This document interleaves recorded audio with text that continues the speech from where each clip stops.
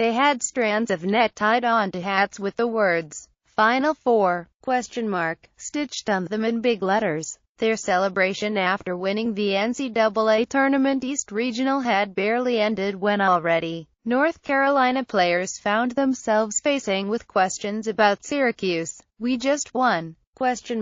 Theo Pinson, the Tar Heels sophomore forward, said on Sunday after UNC's 88-74 victory against Notre Dame, a win that sends UNC to the Final Four for the 19th time. "I am going to enjoy this one first." UNC coach Roy Williams, sitting next to Pinson, didn't hesitate to add his support. "I'll tell you my man is coachable because I started to say, let us enjoy this dadgum game."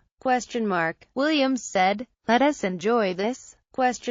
At some point, though, the glow of winning the East region will fade. Maybe that already happened by Monday. A day later, maybe it will begin to happen on Tuesday. Eventually the Tar Heels' focus will turn to Syracuse, a No. 10 seed that reached the Final Four with a victory on Sunday against Virginia, the top seed in the Midwest region, among a Final Four field that includes two No. 2 seeds, Villanova and Oklahoma, and UNC, a No. 1 seed. Syracuse is the outlier, the team nobody expected, and yet here the Orange are. I am not going to lie, we were watching the game, the Syracuse game, Pinson said. "We saw they were down, but we all agreed as a team to turn the TV off and just focus on our game. We controlled our own destiny, and that's what we did." Look at this year's Final Four. From AZ,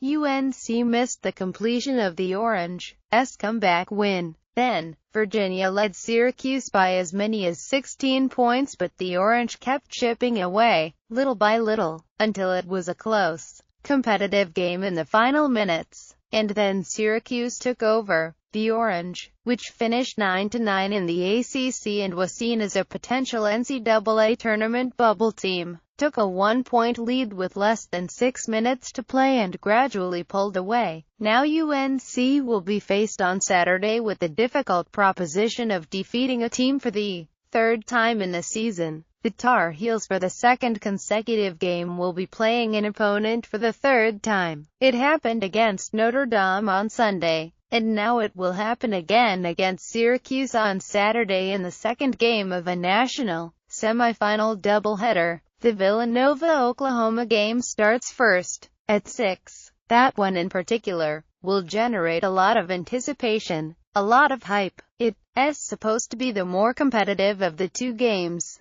given the differences in seed and record between UNC and Syracuse. That the Orange have reached this point, though, is a pretty doggone indication of how good our league was, too. Williams said, UNC won both meetings against Syracuse, and its vaunted 2-3 zone. During the regular season, there was the Tar Heels' 84-73 victory at Syracuse on Jan. 9.